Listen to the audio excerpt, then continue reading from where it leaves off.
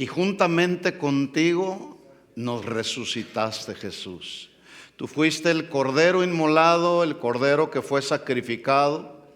Lo hemos visto, lo hemos escuchado una y otra vez, pero la buena noticia, la mejor noticia que hemos recibido en nuestra vida es que tú nos resucitaste. Por ese sacrificio perfecto que tú hiciste en la cruz del Calvario, es que hoy estamos aquí, y estamos aquí para celebrarte y estamos aquí para glorificarte.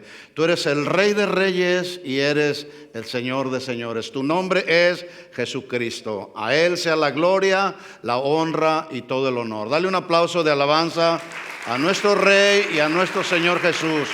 Él lo merece. Él es el Rey, el único Rey, el Rey verdadero, nuestro Señor Jesucristo. Muy bien, pueden tomar su lugar.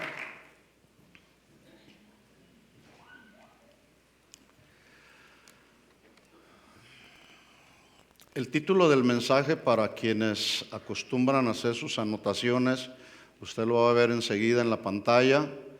El título es: No se haga mi voluntad. No se haga mi voluntad.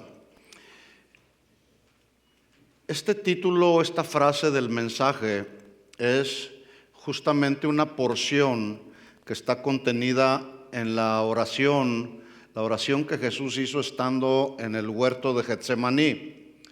Jesús está ahí en el huerto de Getsemaní, ya lo vieron ustedes escenificado a través de esta obra de teatro con nuestros niños. Y Jesús está ahí pocas horas antes de ser crucificado. Y dice la Biblia en Lucas 22, 41 y 42, no tiene que buscarlo, dice que puesto de rodillas Jesús oró diciendo: Padre, si quieres, pasa de mí esta copa. Cuando Jesús está hablando de la copa, se está refiriendo a esa copa de sufrimiento que pronto estaría por experimentar siendo Él crucificado injustamente. Entonces dice ahí: si quieres, pasa de mí esta copa de sufrimiento, pero no se haga mi voluntad sino la tuya. Cuando Jesús hizo esta oración, en ninguna manera significaba que Él hubiera estado en algún conflicto entre su voluntad y la voluntad del Padre. No ese es el sentido o la manera como debemos entenderlo. Más bien, el hecho de evadir la copa de la ira divina nos deja ver la manifestación perfectamente normal de su humanidad. Jesús era divino, pero también fue humano. Y en esa parte humana, al momento de Él empezar a experimentar la ira de Dios por causa de nuestros pecados, por causa de nuestras rebelaciones, en el momento en que Jesús empezó a experimentar la separación del Padre y esa ira divina descargándose sobre su propio cuerpo, fue que en su parte humana surgió esa oración: Padre, si quieres, pasa de mí esta copa. Pero luego en esa misma parte humana, Él pudo reconocer que no era más importante su voluntad, sino la voluntad del Padre. Ahí, en esa parte humana, también Jesús nos deja ejemplo a cada uno de nosotros de sometimiento a la perfecta voluntad del Padre. Y ya desde aquí yo quiero empezar a aplicar la palabra, porque nosotros como padres tenemos una responsabilidad de poder guiar a nuestros hijos por los caminos del Señor. Y cuando no lo hacemos, cuando no guiamos a nuestros hijos por los caminos del Señor, entonces en ese sentido ya no estamos haciendo la voluntad del Padre. Porque la voluntad del Padre es que nosotros como padres terrenales podamos instruir a nuestros hijos y llevarlos a la presencia del Señor y llevarlos a la experiencia de la nueva vida en Cristo. Y cuando no lo hacemos, repito, incurrimos en una violación de su voluntad. Así que como padres terrenales, nosotros necesitamos estar sometidos a la voluntad de Dios. Y el problema precisamente de los seres humanos es que en la mayoría de las veces ninguno de nosotros a ninguno de nosotros nos es muy grato hacer la voluntad de Dios, especialmente cuando se trata de arreglar nuestras situaciones en la vida, cuando se trata de corregir pecados en nosotros, cuando se trata de perdonar, cuando se trata de amar. A veces no queremos hacer la voluntad de nuestro Padre. Por lo tanto, el llamado a nosotros como padres, ¿cuántos son padres de familia? Levanten la mano. Todos nosotros como padres de familia somos llamados a estar sometidos a la voluntad del Padre. ¿Cuántos padres dicen amén? Y también, como padres, deseamos que nuestros hijos, los jóvenes que están en este lugar, nuestros hijos, las señoritas que están en este lugar, también el deseo de nuestro corazón es que su voluntad los lleve a obedecer a papá y a mamá, como son, a entenderlos. Porque luego, típicamente luego los jóvenes dicen, es que, pastor, usted no conoce a mi papá. Usted no sabe cómo es mi papá. Aquí mi papá se puede ver muy espiritual, pero lo había de ver en casa. Bueno, la Biblia cuando habla del sometimiento a la voluntad de Dios, que está establecida en la palabra de Dios, la Biblia cuando habla del sometimiento a los padres, le habla a los hijos acerca del sometimiento a los padres, no está diciendo si tu papá es nice, si tu papá es buena onda, si tu papá te deja hacer lo que quiera. No, la Biblia dice a los hijos, hijos, obedeced a vuestros padres, porque esa es la voluntad de Dios. Pero también a los padres, el Señor nos llama y nos dice, padres, no provoquéis a ira a vuestros hijos. ¿Se fijan cómo hay responsabilidades compartidas en la familia? La semana pasada empezamos estudiando un tema que Dios puso en nuestro corazón, hablando acerca de la voluntad.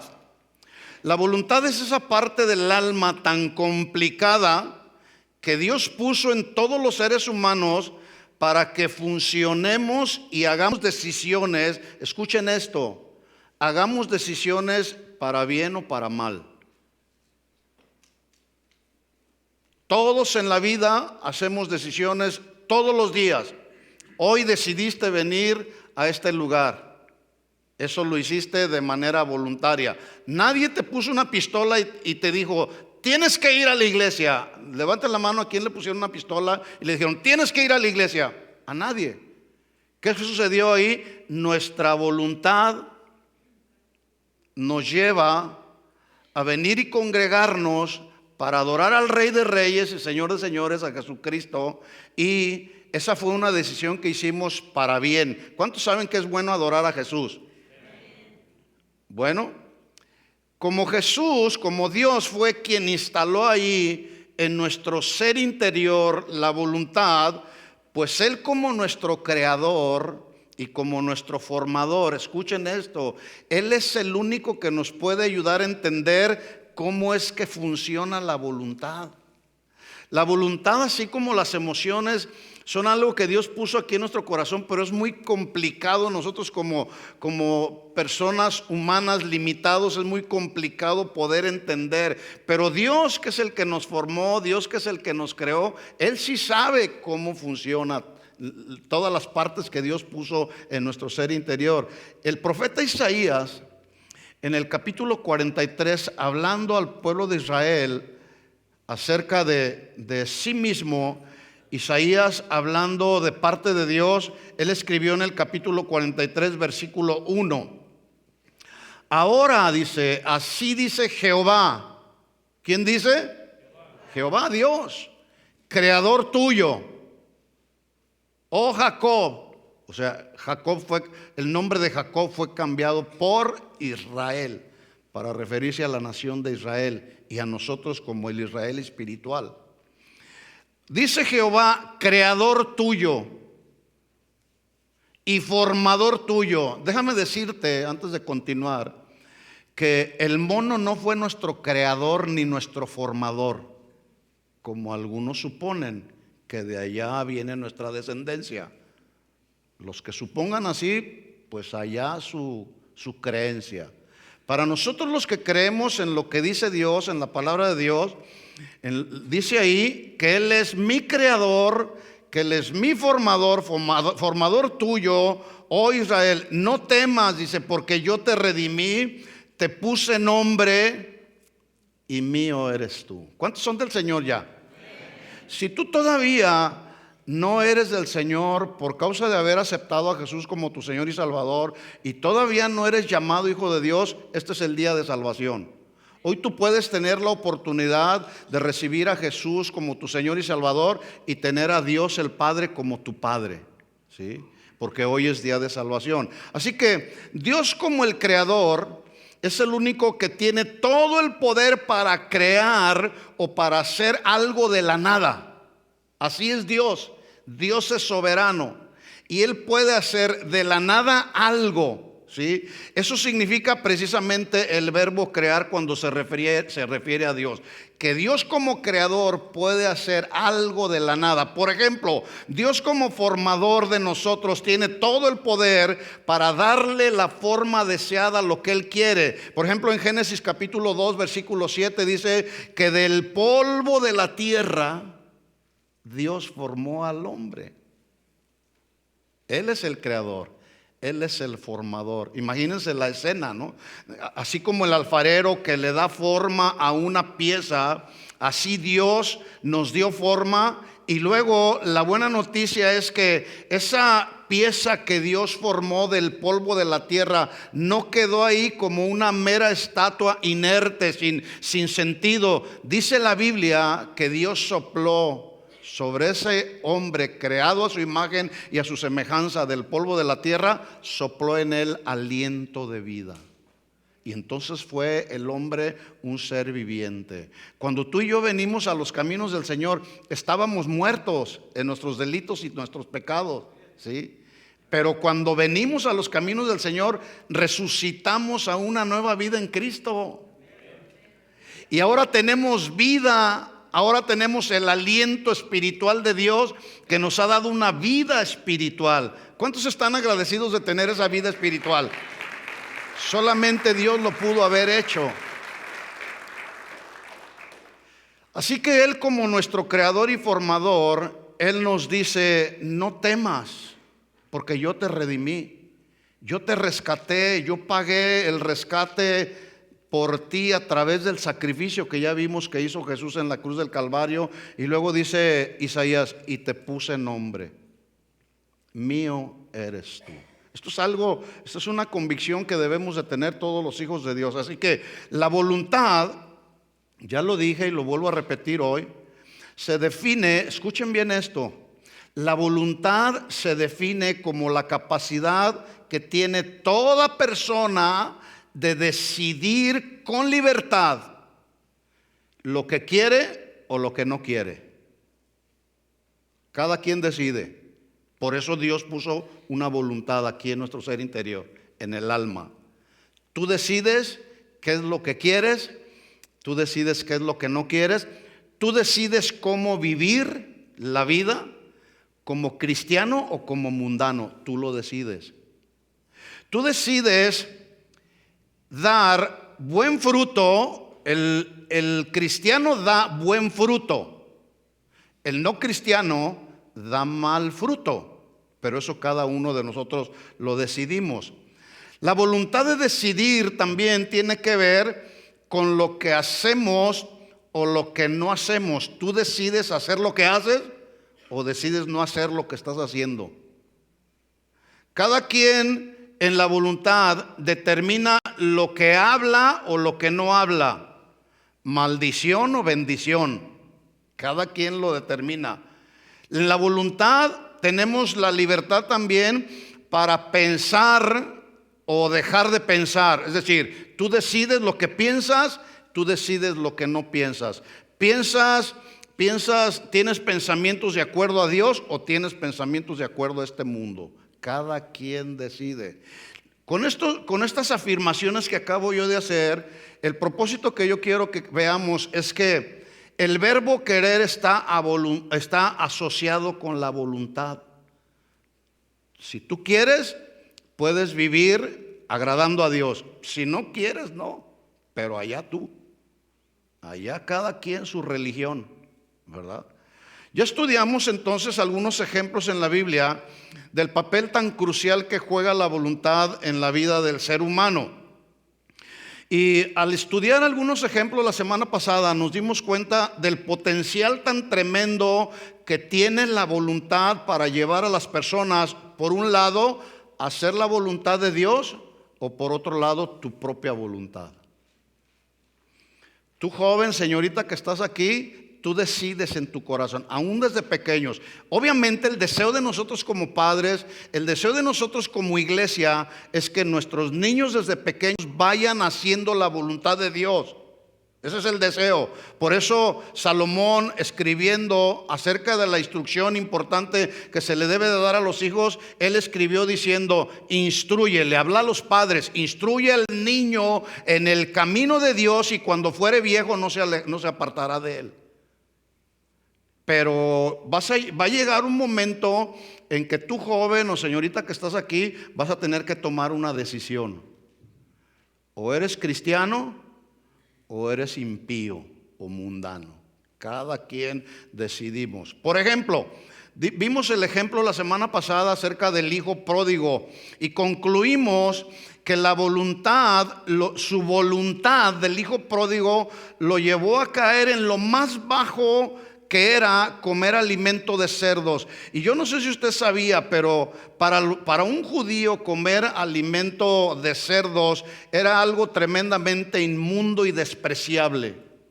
Ahí llegó, a lo más bajo llegó este joven que narra la parábola del hijo pródigo, del hijo pródigo. Y después de estar en esa condición, por cierto, una condición miserable, su voluntad lo llevó de regreso al Padre. Y ese es precisamente el deseo del corazón de todos los padres, y es el deseo del corazón de Dios. Vimos también a través de la rebelión de tres personajes que narra la Biblia en Números 16, Coré, Datán y Abiram, que la voluntad opuesta, la voluntad del ser humano opuesta a la voluntad de Dios, escuchen, siempre te va a traer problemas. Siempre. Si tú no determinas en tu corazón hacer lo que dice Dios aquí en su palabra y te opones a ella, te van a venir problemas. ¿Cuántos dicen amén? Si tú decides vivir tu vida diciendo: yo soy libre y yo voy a vivir mi vida como me dé mi gana, bueno, pues tú lo estás decidiendo. Nada más quiero recordarte que al final del camino, todos los seres humanos un día vamos a estar en un juicio final. Y cuando todos estemos en ese juicio final, delante del juez justo, Dios el juez justo, cuando estemos delante de ese juez justo, ahí ya no va a haber ningún recurso de apelación que tú puedas tener para decir: es que yo no sabía, no. Ahí nada más tú vas a escuchar la sentencia final, culpable o inocente. Tú lo decides. No hay atajos en esto. Así que la voluntad opuesta a tu voluntad opuesta a la voluntad de Dios, grábalo bien en tu mente y en tu corazón. Te va a acarrear problemas tarde o temprano. Después de haber dicho todo lo que he dicho, también tenemos que entender que por encima de todo, el ejemplo supremo de obediencia y sometimiento a la voluntad soberana de Dios lo encontramos precisamente en Jesús, el Hijo de Dios, cuando precisamente ahí en el huerto de Getsemaní, unas horas antes de su crucifixión, le dijo al Padre: Padre, si quieres.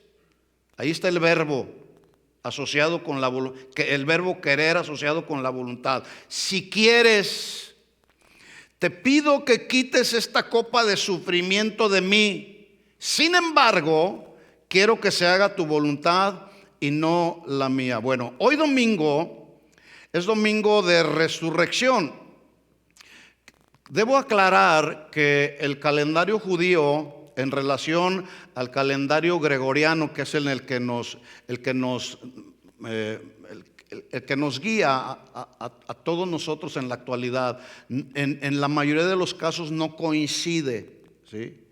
Pero de acuerdo al calendario judío, se dice que hoy domingo termina lo que se conoce como la semana de la pasión de Cristo. ¿Han escuchado esa frase? La semana de la pasión de Cristo. Y debo decirles que hablar de la semana de la pasión de Cristo, mis hermanos, requiere mucho respeto y mucha reverencia a la hora de entrar en ese terreno. ¿Por qué digo esto? Porque es muy lamentable que alrededor del mundo, durante toda esta semana de la pasión de Cristo, mucha gente celebra la pasión de Cristo de vacaciones, tomando, drogándose, adulterando, haciendo lo que les da su gana, antes que recordar que hace más de 2000 años vino Jesús a esta tierra a pagar el precio en la cruz del Calvario para la libertad de toda la humanidad. Y así lo celebra la gente que no conoce al Señor. Y que la gente celebre de esa manera la semana de la pasión de Cristo, la gente que no conoce al Señor lo celebre de esa manera, se entiende. Pero un cristiano que profesa seguir a Cristo, celebrando de esa manera un evento tan importante que marcó la historia de la humanidad, eso es una burla, eso es una falta de respeto, eso es una deshonra a todo lo que usted y yo conocemos y sabemos que tiene que ver con la semana de la pasión de Cristo. Y hablar de la semana de la pasión de Cristo significa hablar precisamente de las implicaciones que tuvo el evento más importante de la raza humana. ¿Cuál fue ese evento más importante que marcó la raza humana? Precisamente la obra redentora del Hijo de Dios. La obra redentora de Jesús. Y todavía la gente, es más, hay cristianos que celebran la Semana Santa buscando huevos aquí, buscando huevos allá. ¿Qué es eso? Hermanos, recordar la semana de la pasión de Cristo es algo, vuelvo a repetir, algo de mucho respeto, algo de mucho honor. Porque en esa semana de la pasión de Cristo está justamente la implicación de todo lo que implicó nuestra salvación. Y celebrarlo buscando huevos, o celebrando con otra mujer que no es tu mujer, traicionando el pacto matrimonial, o los hijos rebelándose con los padres.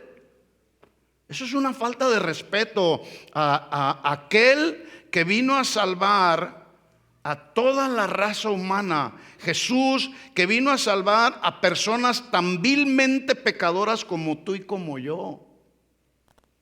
Y cuando uno piensa en todo el sufrimiento, y lo voy a decir de esta manera, sufrimiento en grado superlativo que Jesús tuvo que padecer, la idea, cuando tú piensas, y ahorita que vimos las escenas de la pasión de Cristo, la idea no es que sintamos pena o lástima por Jesús, sino más bien por nosotros mismos. Porque debido a nuestra condición pecaminosa, también así nuestra condición pecaminosa en grado superlativo, Jesús voluntariamente, en obediencia al Padre, escuchen esto, en obediencia al Padre, Él escogió y decidió tomar nuestro lugar y recibir un castigo tan doloroso sin merecerlo, lo cual nos debe de llevar a glorificarlo como Él debe de ser glorificado. Esto nos debe de llevar a agradecerle a Él como Él debe de ser agradecido por todo lo que ya ha hecho por todos nosotros, y lo hizo por amor a ti, por amor a mí. Él tomó nuestro lugar, Él sufrió ese dolor en la cruz del Calvario. Todos esos golpes, todos esos azotes que tú viste o vemos en esta escena que Jesús tuvo que padecer, lo hizo por ti y por mí. Y lo más tremendo es que lo hizo por amor. Dale el aplauso de alabanza al Señor, amén. Así es. Quiero hacerles una pregunta que es muy bueno que podamos meditar en ella. ¿Jesús merecía recibir el castigo tan impresionantemente doloroso de la crucifixión? ¿Sí o no? Un no rotundo así y con mayúsculas. No. ¿Alguna ocasión, quiero preguntarles a algunos de ustedes, alguna ocasión tú has experimentado algún dolor tan intenso que está muy por encima de tu fuerza física? ¿Quién lo ha experimentado? Así un dolor que dices, wow, ni la morfina me hace. ¿Alguien lo? ¿Sí? ¿Cuál ha sido su dolor, hermana Delia? Dígalo. Riñones. ¿Sí? En el estómago. ¿Quién más acá? Aquí. ¿Dolor de qué? ¿Ah? En el estómago. En la espalda. ¿En el apéndice? Sí. Los dolores de parto. ¿Les duele, mujeres, cuando van a dar a luz un bebé? Intensamente. O como cuando una persona tiene piedras en los riñones. Dice, yo nunca, gracias a Dios, nunca he padecido así dolores tan intensos, pero dicen que son muy intensos. O dolores provocados por una infección en la orina, o dolores provocados quizá en la cabeza por lo que se conoce como una migraña. Dolores intensos. Escuche esto, nadie, absolutamente nadie, libre y voluntariamente escoge ese tipo de dolores tan intensos, ¿verdad que no? La mujer que va a dar a luz, cuando va a dar a luz a su bebé, ella no escoge, ya sabe o tiene una idea que después de 9 meses de haber cargado su bebé en su vientre, ella sabe que le vendrá un dolor, pero a veces ni idea, especialmente cuando es la primera vez, ni idea tiene en cuánto va a qué tan intenso va a ser ese dolor. O cuando a una persona de manera inesperada le duelen los riñones o le duele la espalda, ninguno de nosotros escogemos esos dolores, ¿verdad que no? No. Bueno, Jesús sí lo hizo. Él libre y voluntariamente decidió y escogió el tremendo dolor que implicaba ir a la cruz. Eso después de haber sido azotado, después de haber sido golpeado, después que lo escupieron, después que se burlaron de él. Por si fuera poco, le pusieron una corona de espinas, él y muchas otras cosas más. Para nuestro beneficio, Él estuvo dispuesto a soportar todo ese dolor. Qué tremendo. Qué tremendo. Él escogió el dolor por amor a toda la humanidad. Dice la Biblia en Hebreos capítulo 12, versículo 2, en la segunda parte del versículo 2, dice que por el gozo puesto delante de Él, por el gozo puesto delante de Él, dice, Él sufrió o soportó el dolor tan intenso de la cruz, menospreciando o sin importarle la vergüenza que esta cruz representaba, ya que al final del camino el Padre lo resucitó al tercer día y lo sentó a la diestra del trono de Dios. Y ahora Jesús está ahí a la diestra del Padre y está intercediendo por nosotros y está gobernando con poder y con toda autoridad. ¿Puedes darle otro aplauso de alabanza a Él? Él lo merece, Él es el Rey. Él es el Señor, Él soportó nuestros dolores. Bueno, la última semana de la pasión de Cristo se le llama así precisamente por la pasión con la que Jesús voluntariamente fue a la cruz a pagar el rescate por los pecados de todo el mundo, para que todo aquel que en Él crea no se pierda, mas tenga vida eterna. ¿Ya lo conoces? ¿Ya tienes esa vida eterna? ¿Ya tienes la convicción de esa vida eterna? Si aún tú no la tienes, hoy es el día de salvación. Hoy, si tú haces una decisión por Cristo, este día podrá ser el mejor día y será la mejor decisión que jamás hayas hecho en tu vida.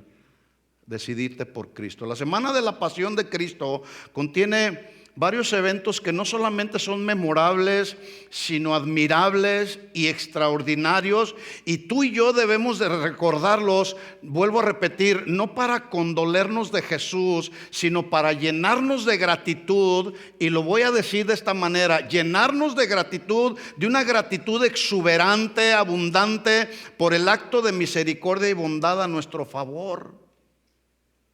¿Alguna ocasión, escuchen bien lo que voy a preguntar, alguien ha manchado tu reputación? ¿Sí o no? Sí. Quizá alguien habló habló equivocadamente diciendo de ti algo que en realidad no eras. Sí, algunos de nosotros, más de alguna ocasión, han pretendido manchar nuestra reputación. Otra pregunta: ¿alguna vez se han burlado de ti? Ay, sí, ¿a poco eres tan cristiano? Mira nomás. Ay, sí, tu Dios, confías en tu Dios. ¿Se han burlado de ti así, de tu cristianismo? ¿Sí o no?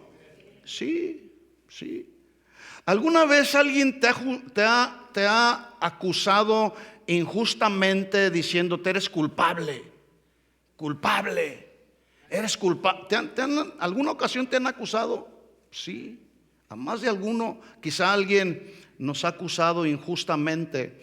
Si alguna vez alguien ha negado, alguien ha negado y desconfiado de ti, negando la veracidad de tu cristianismo, como lo hizo Pedro, que negó a Jesús, ¿qué has hecho? O más aún, ¿alguna vez alguien te ha traicionado? Bueno, quiero decirles que todo lo que posiblemente tú has experimentado en tu vida, seas un joven, una señorita, un varón casado, una mujer, quien quiera que tú seas, ese dolor que tú has experimentado a través de una traición, a través de una burla, en nada se compara con el dolor y el sufrimiento que Jesús experimentó, ni antes ni durante la crucifixión. ¿Verdad que no? ¿Verdad que no? No.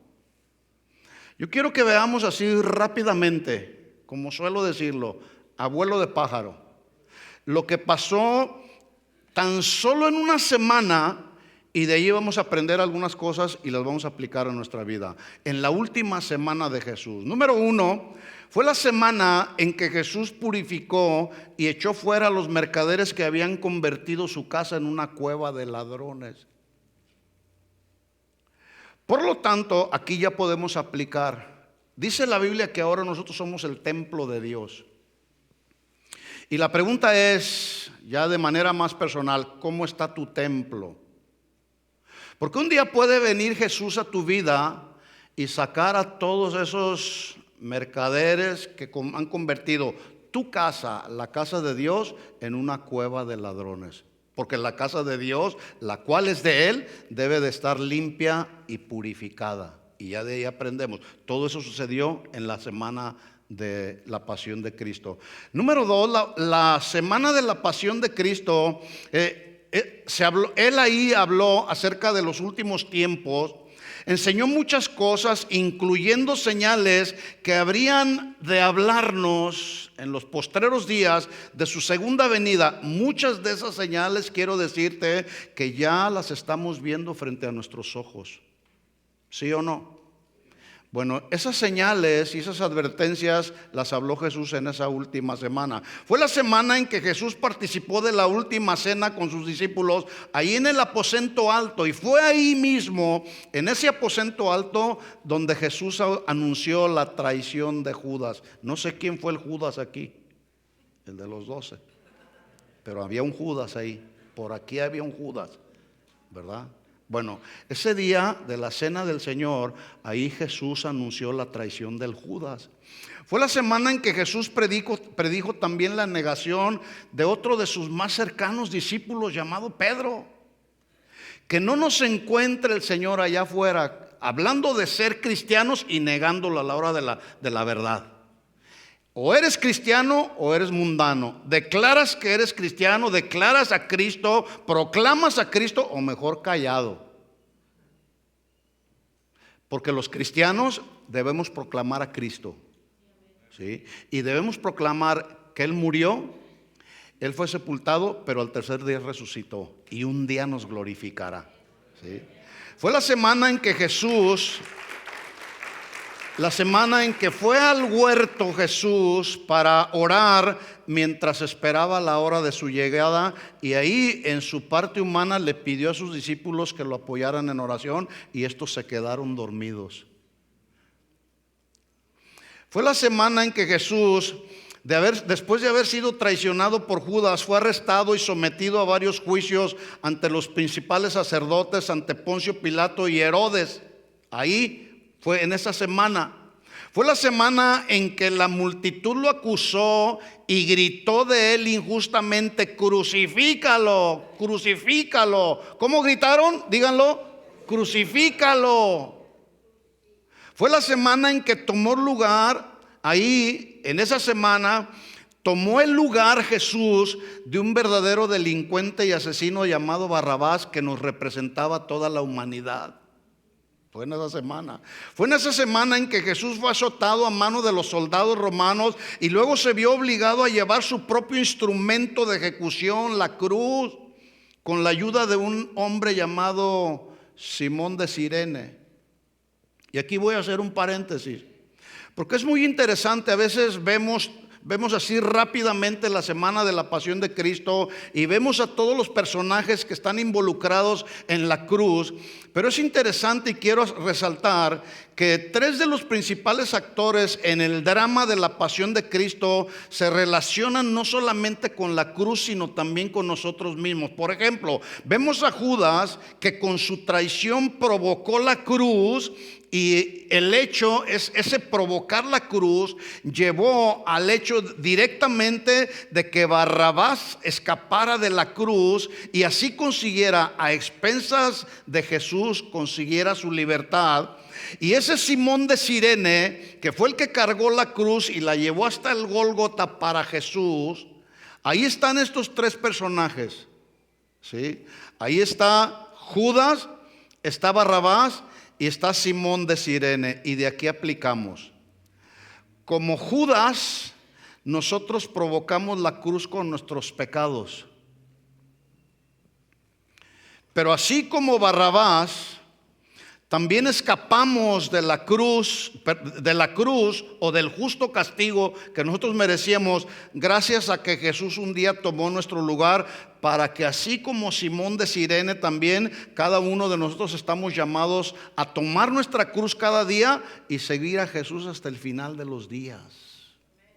Hay que tomar nuestra cruz. Jesús dijo: el que cree en mí va a tomar su cruz cada día. Tome su cruz cada día y sígame, ¿sí? Y ese es el propósito por el cual estamos celebrando la resurrección de Cristo, que Él tomó nuestro lugar. Pero eso no significa que la vida cristiana es todo color de rosa. No, vamos a llevar nuestra cruz cada día, pero vamos a seguir a Jesús hasta el final. Así que Jesús fue crucificado en el Gólgota el día antes del día de reposo, fue sepultado, permaneció en la tumba hasta el domingo, para que un día como hoy todos podamos celebrar su victoria sobre el pecado y resucitando ahí gloriosamente para nuestra eterna salvación. ¿Cuántos dicen amén?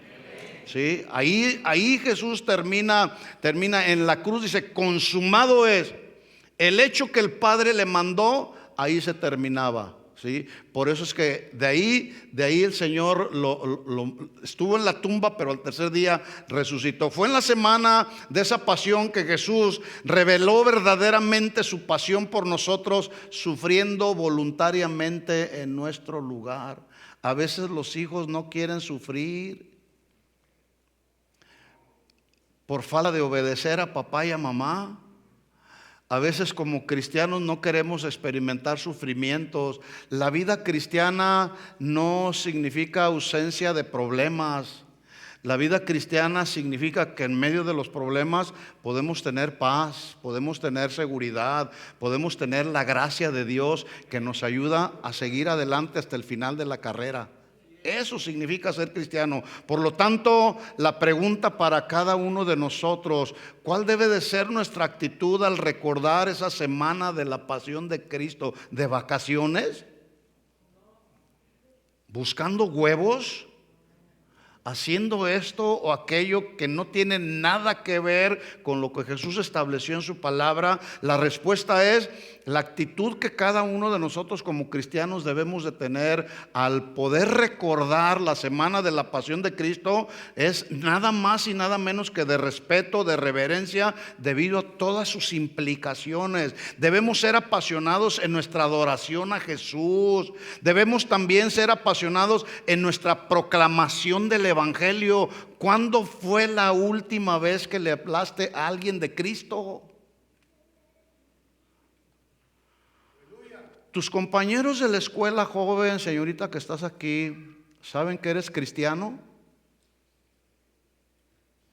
¿O eres de esos cristianos de la secreta? O algún adulto que está aquí, tus compañeros de trabajo, ahí donde, o tus vecinos, ¿saben que eres cristiano? Hay una marca en tu vida que te identifica como un verdadero cristiano, porque tu vida lo demuestra, porque en tu vida hay evidencias de que eres un seguidor de Cristo. ¿Se acuerdan cuando llevaban ya a Jesús a la cruz, que de repente andaba por ahí el Pedro? Y de pronto una mujer lo vio y dijo: ese es uno de los que andaba con Jesús. Y el Pedro empezó a vociferar, empezó a hablar palabras majaderas, y dijo: no, yo no era de esos. Y sí, porque tu modo de hablar lo demuestra. Por eso es que empezó a maldecir Pedro. Lo identificaron porque sabían que Pedro era un seguidor de Jesucristo. La gente que nos rodea, ¿sabe que somos seguidores de Cristo? O voy a decirlo de otra manera: la gente que te rodea puede decir: no, este me parece que no es un seguidor de Cristo, me parece que es un buen simpatizante del cristianismo, simpatiza bien. Quiero decirles que el hecho de ser un buen simpatizante de Cristo no te va a dar la salvación. ¿Verdad que no? El hecho de ser un hijo de Dios, nacido de Dios, eso es lo que te va a dar la salvación. ¿Sí? Así que, así como Él sufrió por nosotros, también nosotros debemos estar dispuestos a sufrir por la causa de Cristo. Debemos seguirlo y proclamar el mensaje de su muerte, de su sepultura, pero también de su resurrección gloriosa. Cristo no quedó en la tumba quedó vacía. Quedó vacía. Cristo no estaba ahí. Cristo ahora vive en nuestros corazones. Cristo ahora está sentado a la diestra del Padre. Ahí está Jesús. Él es el Rey. Por eso, un día como hoy, domingo, desde las primeras horas del día alrededor del mundo, todos los cristianos nos reunimos como iglesia para adorar y celebrar a aquel que nos redimió, aquel que nos salvó, aquel que nos rescató, aquel que nos justificó, para celebrar a aquel que nos ha dado una nueva vida, que un día volverá y un día nos glorificará en su reino eterno. Su nombre es Jesucristo, llamado también y conocido como el Rey de Reyes y Señor de Señores. Dale otro aplauso a Él. Él lo merece. Él es el Señor. Él es el que merece toda la gloria. Ahora escuchen esto, mis hermanos. Esto que estamos haciendo aquí y el hecho de que tú aplaudas no debe de ser algo emocional. Debe de ser algo con mucho respeto, con mucha dignidad. Porque todo lo que implicó la muerte de Cristo en la cruz del Calvario lo requiere. ¿Sí? Yo quiero terminar, porque vamos a participar de la cena del Señor, pero quiero terminar haciendo un llamado a todos aquellos que antes de participar de la cena del Señor, yo quiero que escuchen con mucha atención, jóvenes, señoritas, adultos, de la edad que sean. Yo quiero que escuches con mucha atención la exhortación que Pablo le hizo a los corintios en una celebración tan respetuosa como es la recordación de la cena del Señor. Pablo le dijo a los corintios, les habló a los corintios porque al celebrar ellos o recordar, tomando el fruto de la vid, y el pan y el fruto de la vid, muchos de los corintios eran desordenados, incurrieron en algunos errores al recordar esa celebración tan sublime como lo es la cena del Señor. Y Pablo entonces se da la tarea y les escribe a los corintios en el capítulo 11, versículo 27. Escuchen esto. Dice: de manera que cualquiera que comiere este pan o bebiere esta copa del Señor indignamente, digan conmigo, indignamente, díganlo, Ok. Esta frase indignamente significa que ninguno de los que podemos estar aquí somos dignos. Somos dignos de misericordia y de compasión, de conmiseración. Porque no hay nada bueno en nosotros. Tú puedes decir, yo soy muy bueno. No hay nada bueno en nosotros, porque muy dentro de nuestro corazón hay cosas malas. ¿Sí? Ahí en nuestra voluntad. La única dignidad, y si hubiese alguna dignidad en nosotros, esa dignidad nos la ha dado Jesús.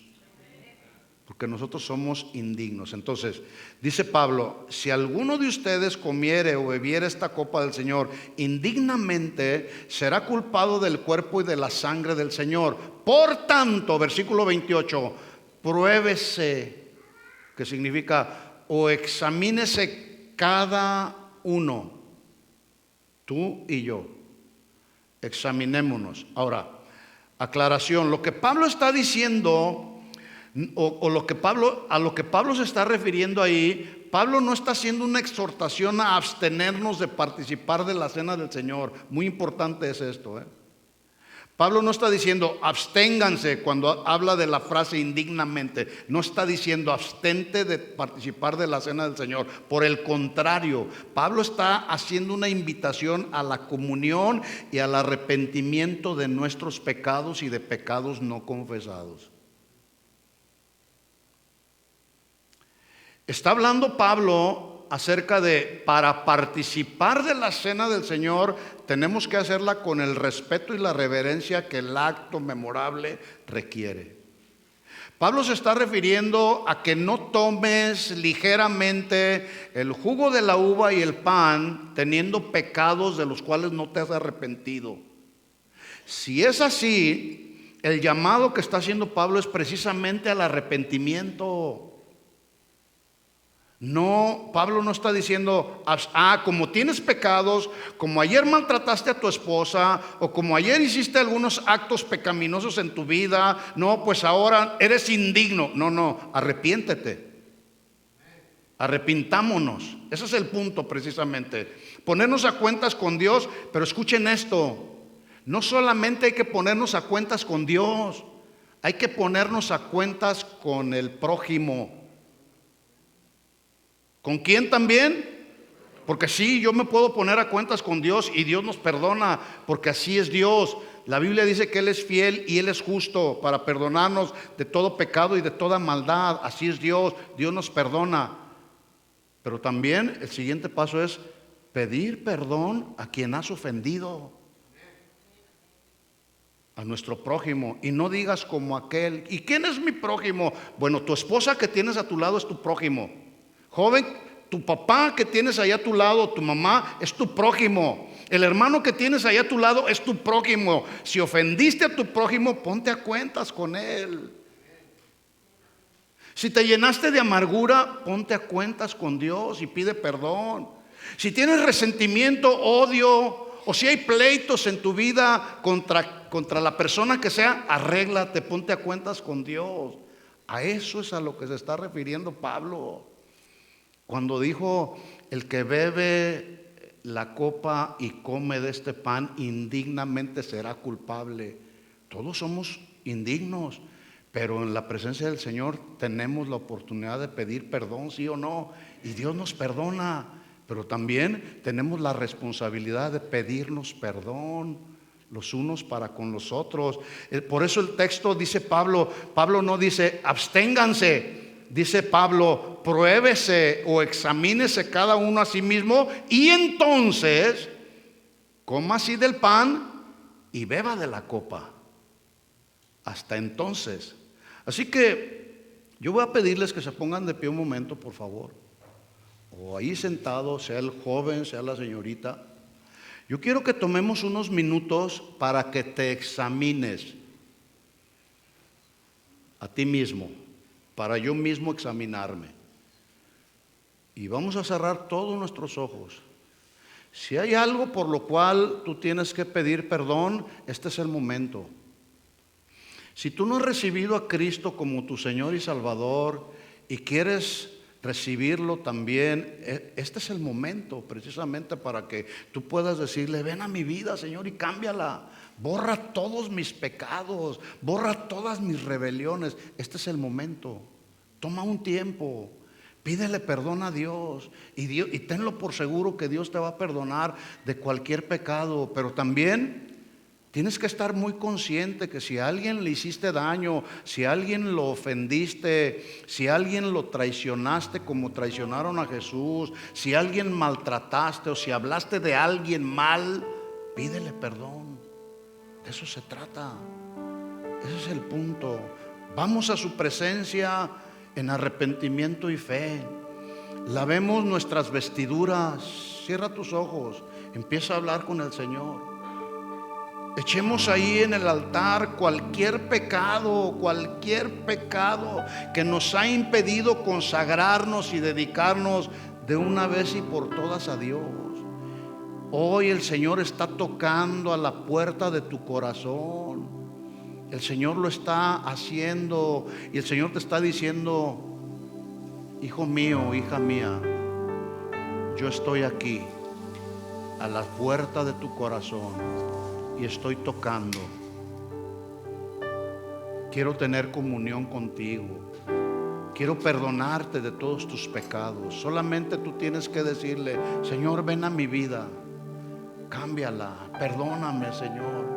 Perdóname si ofendí a mi esposa, perdóname si ofendí a mis hijos, perdóname si los maltraté, perdóname, Señor, si hace unas horas antes de llegar a este lugar te ofendí con algún pensamiento, con alguna acción, con alguna palabra corrompida que salió de mi boca. Perdóname, Señor.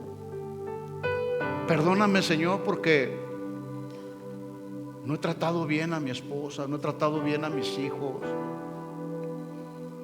Quiero consagrarme completamente a ti, Señor. Y el sello de tu aprobación para mí, Señor, va a ser que tú me perdonas de todos mis pecados. Y entonces podremos participar de la cena del Señor y recordar nuestra liberación del pecado, porque ahora estamos en un nuevo pacto a través de la sangre de Cristo. Señor, aquí estamos como tu pueblo que somos. Perdona nuestros pecados, Señor. Limpia y purifica nuestra vida con tu sangre, Señor. Oh, la sangre, preciosa sangre que fue derramada en la cruz del Calvario para redimirnos de todo pecado y de toda maldad.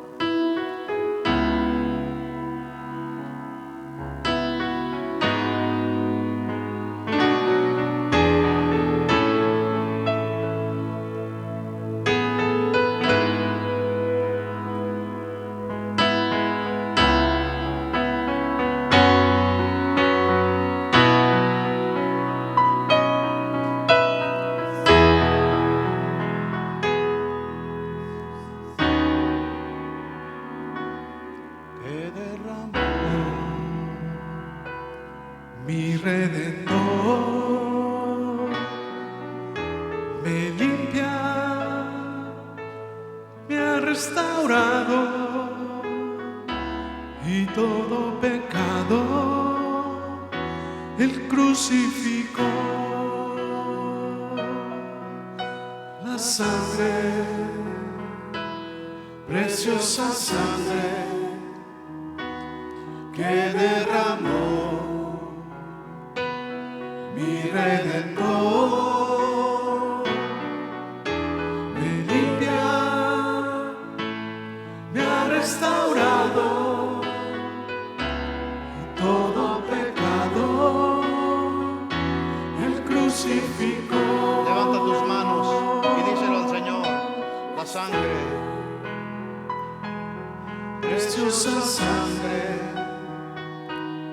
que derramó mi Redentor, me limpia, me ha restaurado y todo pecado Él crucificó. díselo con fe al Señor: la La sangre, sangre, preciosa sangre que derramó mi Redentor. Me limpia, me ha restaurado y todo pecado Él crucificó.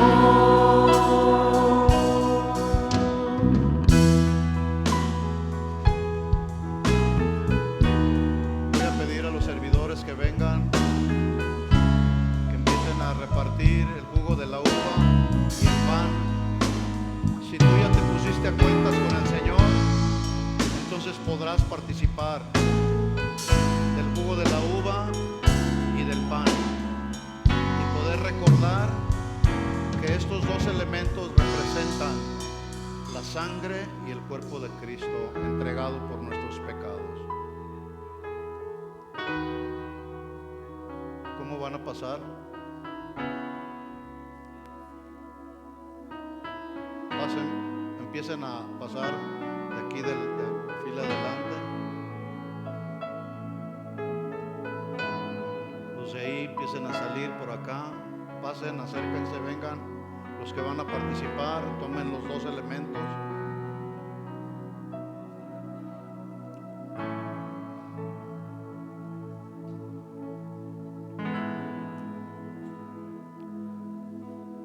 Regresen por el sentido contrario de donde salieron, por favor, para que no se crucen ahí.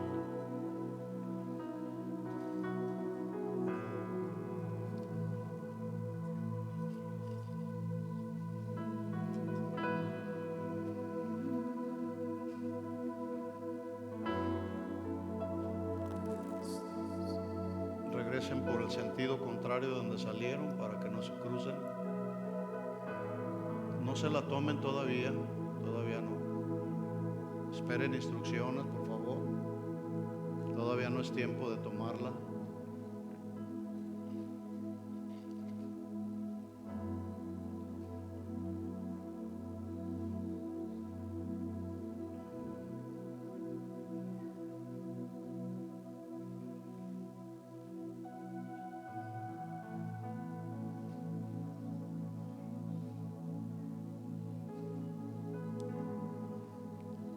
Vamos a esperar que todos tengan los dos elementos.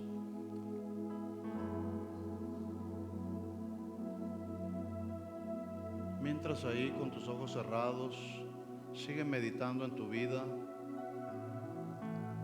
sigue reflexionando, sigue examinándote a ti mismo.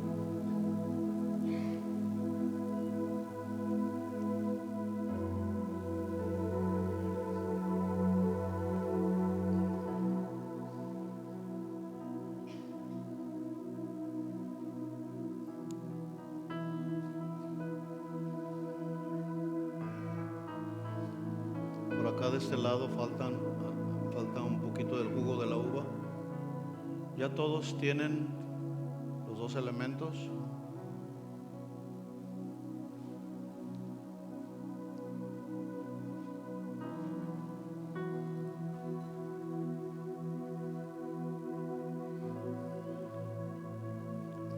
Siendo pues este un acto memorable, un acto muy importante, muy sublime, requiere de mucho respeto y de mucha reverencia. Voy a citar las mismas palabras del apóstol Pablo cuando dijo: yo recibí del Señor lo que también les he enseñado, que el Señor Jesús, la noche que fue entregado, tomó el pan y habiendo dado gracias, lo partió y dijo: tomad y comed, este es mi cuerpo que por vosotros es partido. Hagan esto en memoria de mí, dijo Pablo. Comamos el pan.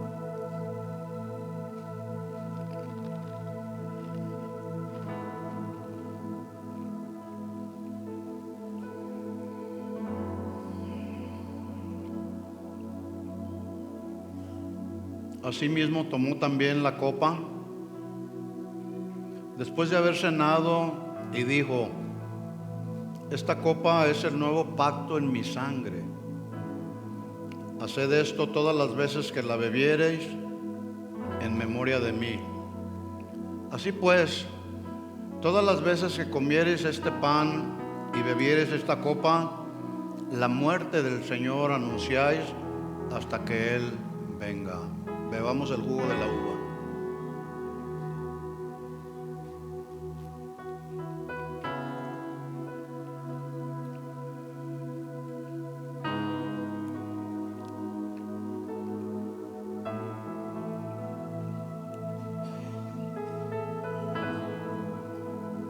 Señor, te damos gracias que en obediencia al Padre voluntariamente recibiste golpes y azotes, burlas, un juicio injusto, hasta que finalmente subiste a esa cruz, pusieron clavos en tus manos, en tus pies, te pusieron una corona de espinas en tu cabeza, sufriste nuestro dolor, tomaste nuestro lugar, te enterraron una lanza en tu costado y todo lo hiciste por amor a nosotros, Señor. Hoy, a través del jugo de la uva y del pan, recordamos ese hecho tan importante, tan maravilloso, que tú lograste en la cruz de nosotros para nuestro beneficio, el beneficio de nuestra salvación. Gracias, Señor. Dale gracias al Señor. Gracias por salvarme. Gracias por rescatarme. Gracias, Señor, porque ahora tenemos nueva vida en Cristo. Somos nuevas criaturas. Ahora somos tus hijos, Señor. Y queremos vivir para ti, Señor. Queremos vivir para glorificarte a ti, para proclamarte a ti, Señor. A ti sea toda la gloria, toda la honra y todo el honor. Dale el aplauso de alabanza a nuestro Señor Jesús. Gracias, Señor. Gracias, Señor. A ti la gloria, a ti la honra, todo el honor. Fuerte el aplauso para Jesús el Rey. A Él celebramos este día. Él ha resucitado como lo prometió, resucitó al tercer día y ahora vive en nuestros corazones y nos ha dado vida eterna para su honra y para su gloria.